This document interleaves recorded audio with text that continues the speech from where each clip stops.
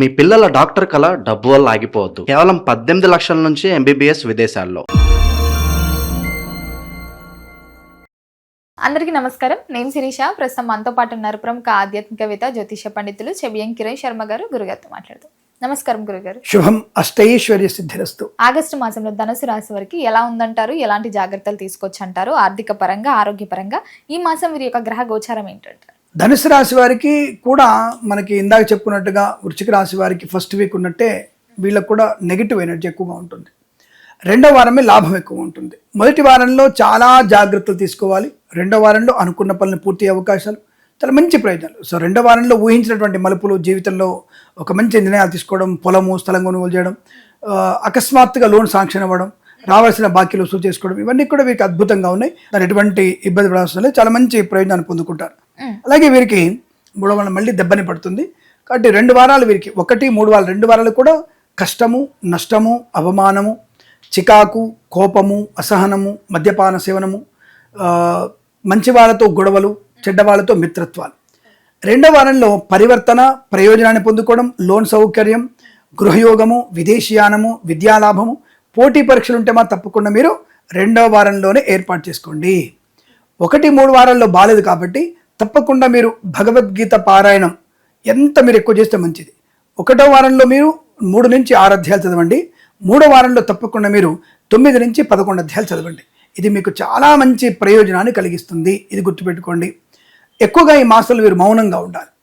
అంటే ఏది పడితే 2 రకాలు మూసుకొని ఉండాలి. 1 మాట్లాడకపోవడం, ఎక్కువ మాట. 2వది ఎక్కువ తినకపోవడం. ఈ 2 మూసుకొని ఉండగలిగితే మీకు మంచిది. ఈ 2 మీరు అతిగా చేస్తే నష్టం మీకే ఉంటుంది. అజీర్ణ సంబంధ అనారోగ్యం, ఒక రకంగా చెప్పాలంటే అపెండిసైడ్ ఆపరేషన్ అంటారు కదా, అపెండిసైడ్, అటువంటి ఆపరేషన్ కూడా వీరికి తప్పకపోవచ్చు ఒక రకంగా. 2వది వీరికి ఉన్నటువంటి ఒక దౌర్భాగ్య స్థితి కొంతమందికి ఏంటంటే ఇతరుల విషయాలు తలదూర్చడం, అనవసరంగా క్యూరియాసిటీ, అవతల వాళ్ళ కొంపలు ఏం జరుగుతుంది తెలుసుకోవాలనేటువంటి తపన, దాన్ని స్ప్రెడ్ చేయాలి. ఇంత ఆవగింజ ఉంటే దాన్ని భూతద్దం చూపించేసి అందరికీ ఆవగింజ పెడతాడు, భూతద్దం ముందర భూతద్దం పెడతాడు. చూసావా ఇలా జరుగుతుంది, ఇలా జరుగుతుంది, చూసావా ఇలా జరుగుతుంది.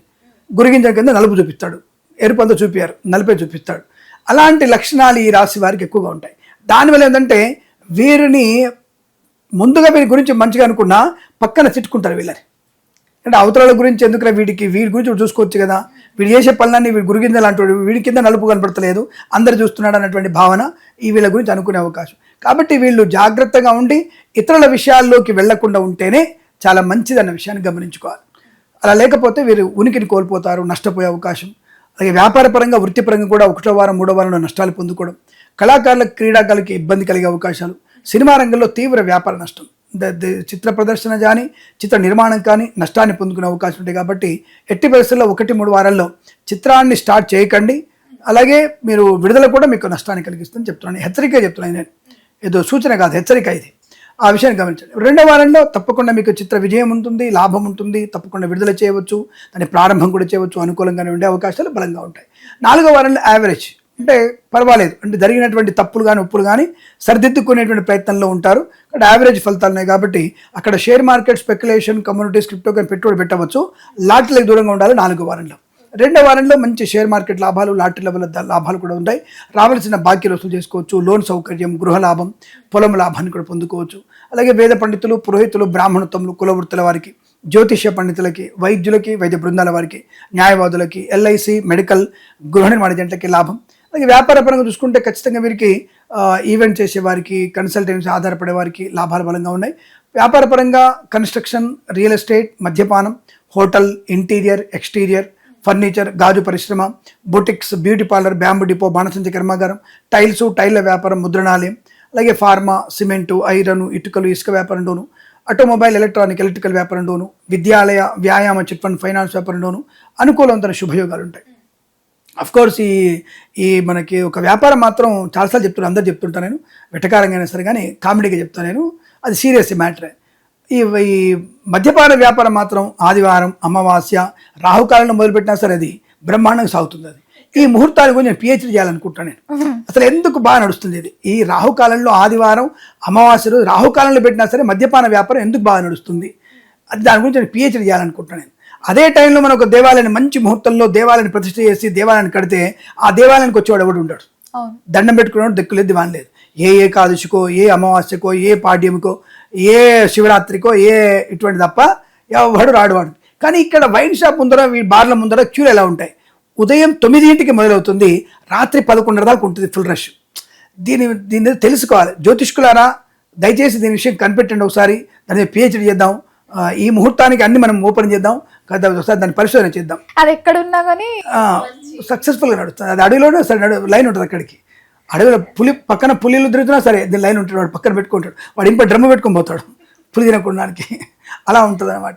అంత మంచి వ్యాపారం అది. ఆ వ్యాపార రహస్యం అంటే ఆ వ్యాపార ముహూర్త రహస్యం ఏంటి తెలుసుకోవాలి. ఆ క్యాష్ కౌంటర్ మీద కూర్చున్నవాడిని లేదా ఆ ఓనర్ని నేను కనుక్కోవాలి విషయం, ఎలా వస్తారా బాబు డబ్బులు అని చెప్పేసి. మరి ఒకటి రెండు కాదు, రోజు గల్లపెట్టే కలకలు ఆడిపోతుంది. అది కలకలకల్లా ఆడిపోతుంటుంది. లక్ష్మీదేవి అక్కడే ఉంటుంది ఎక్కువ. మరి ఆ లక్ష్మీదేవి అక్కడే ఏంది మంచిగా అనిపించిందో, ఆ ప్రాంతం ఎంత ప్రశాంతం ఉందో నాకు తెలియదు, కానీ అక్కడ మాత్రం ఎక్కువ ఉంటుంది.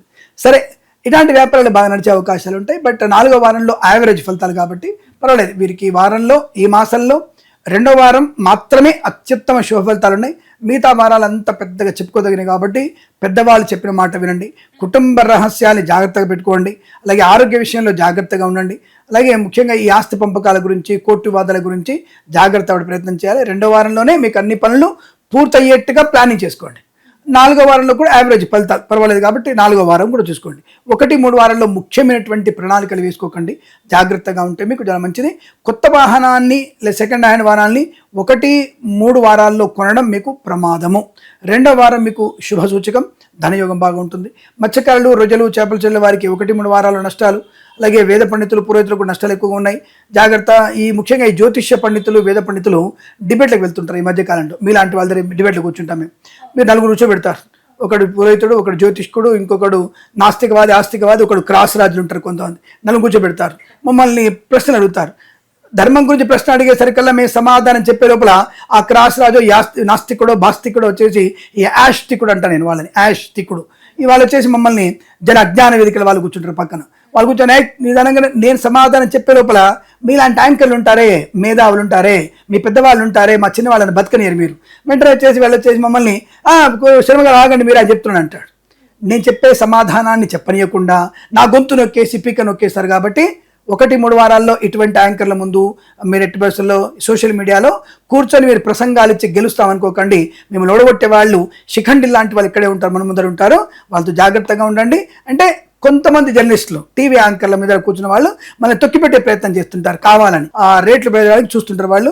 కాబట్టి ఆ 1-3 వారాలు మీరు అటువంటి వాటిలోకి వెళ్ళకండి. జ్యోతిష్య పండితులు జాగ్రత్తగా ఉండండి. ఎంత మనం గొంతు చించుకున్నా మన గొంతు నొక్కేసేటువంటి ఎల్లో జర్నలిజం కొంత ఉంటుంది. జాగ్రత్తగా వాళ్ళతో ఉండాలి మనం. జాగ్రత్త. ఏదేమైనా ఆ 2 వారాలు మీకు మంచిది కాదు. జర్నలిజం మంచివాళ్ళు, జర్నలిస్టులు మంచివాళ్ళు, గొప్పవాళ్ళు, టీవీ యాంకర్లు మంచివాళ్ళు, ఇలాంటి యాంకర్లు మంచివాళ్ళు. కానీ ఒక్కొక్క సమయంలో మన గ్రహచారం బాగాలేకపోతే ఏం చేస్తాం పాపం, వాళ్ళని లేపుతుంటారు, మళ్ళీ తొక్కేస్తుంటారు. కాబట్టి జాగ్రత్తగా ఉండండి. 1-3 వారాల్లో అటువంటి వాటికి మీరు వెళ్ళకూడదు. డిబేట్లలో పాలు పంచుకోకండి, నష్టాలు కొని తెచ్చుకుంటారు. జాగ్రత్త. ఏదేమైనా ఈ మాసం మొత్తం కూడా జాగ్రత్తగా ఉండడం, భగవద్గీత పాలన చేసుకోవడం శుభకరంగా చెప్పబడుతుందని చెప్పవచ్చు. మరి ఏ దైవ నామస్మరణ బాగుంటుంది? తప్పకుండా ధనుస్సు రాశి వారు చేయాల్సినటువంటి దైవారాధన దత్తాత్రేయ స్వామిని పూజించడం ఉత్తమంగా చెప్పబడుతుంది. గురుగారు, మొత్తం మీద ధనుసు రాశి వారికి మాసంలో ఎలా ఉంది, ఎలాంటి జాగ్రత్తలు తీసుకోవాలి తెలియజేసినందుకు ధన్యవాదాలు. శుభం.